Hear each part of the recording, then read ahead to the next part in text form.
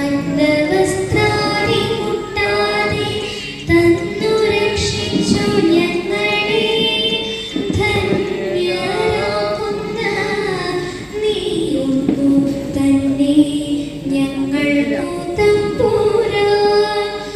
ആഴിയും തിരയും കാറ്റും ആഴവും പോലെ ഞങ്ങളും മായയും നിന്മഹിമയും നീയും എന്ന് ഉള്ളിലാകണം.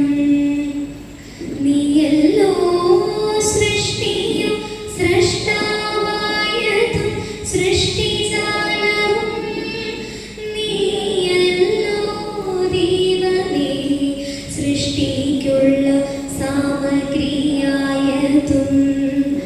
നീയല്ലോ മായയും മായാവിയും മായാവിനോദനും. നീയല്ലോ മായയെ നീക്കി സായുജ്യം നൽകുമാര്യനും. നീ സത്യ